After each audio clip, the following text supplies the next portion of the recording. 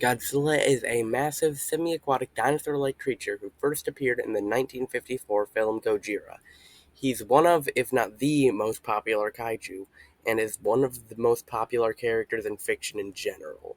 With this in mind, I, along many others, have often wondered what Godzilla would look like if he existed in real life. So, with a decent amount of animal knowledge and a vast interest in speculative evolution, today I throw my hat into the ring in the question.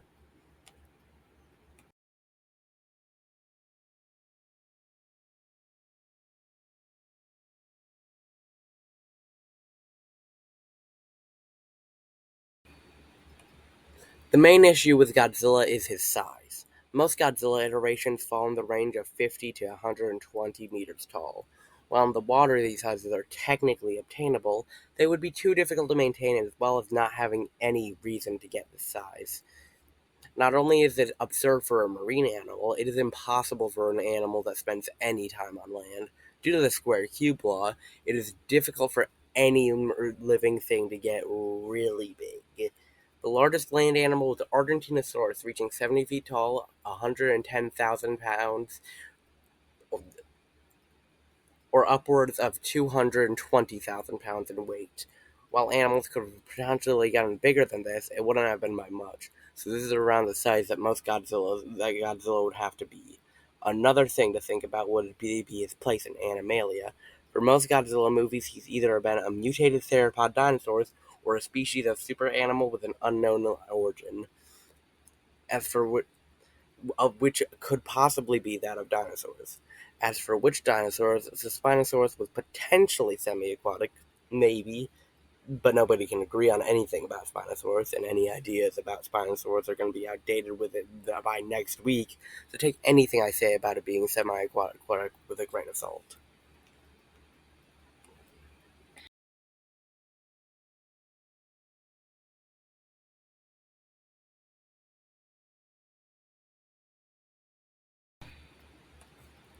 With this in mind, I present to you my iteration of Godzilla. They are around 70 feet tall, or 21 meters tall, and 160,000 pounds. They are descended from Spinosaurus and maintain many characteristics of their ancestors. They have bioluminescent dorsal plates similar to that of Stegosaurus, as well as bioluminescent patterns running along their body. They also have webbed feet and have developed an extra finger to help with paddling through the water. Along with this, they have developed a specialized plate at the end of their tail similar to sharks. They also have large forward-facing eyes, which results in vision similar to that of Tyrannosaurus or eagles. In terms of color, they can be shades of blue, green, gray, or rarely purple or pink. Along with this, they have counter shading to blend in with the water.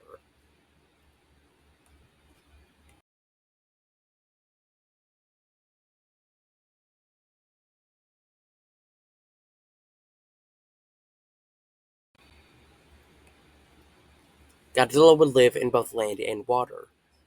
For the most part, he would be a shallow water marine reptile.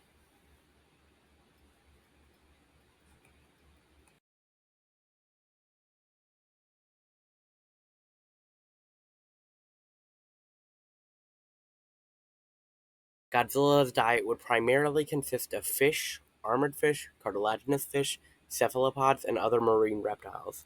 Along with this, they would eat seagrasses and wouldn't be above scavenging carcasses, including carcasses of other dead Godzillas. When on land, they would primarily prey upon giant insects.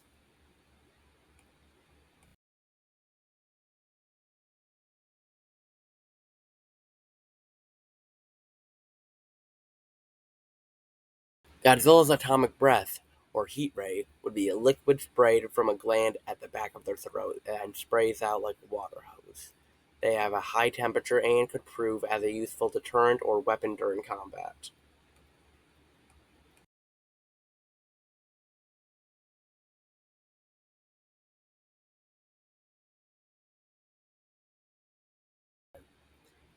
Godzilla would be a fairly intelligent and passive animal.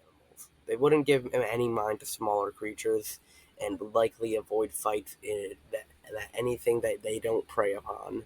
Only when an animal is severely aggressive to Godzilla would it choose to fight.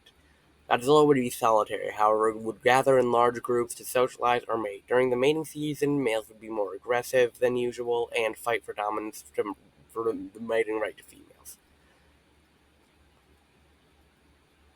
Along with this, they would also use their bioluminescence to attract females.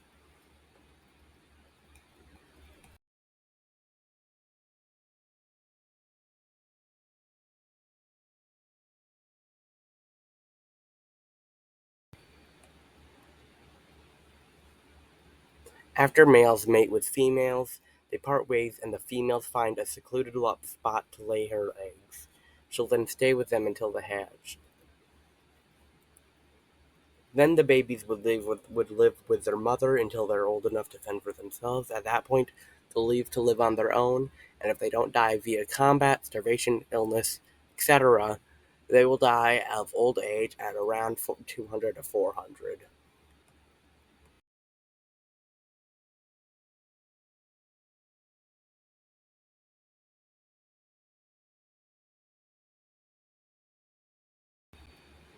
If you've made it this far, consider subscribing and hit the bell icon to stay up to date to future speculative biology projects, and comment any kaiju that you'd like to see in a future episode. Goodbye.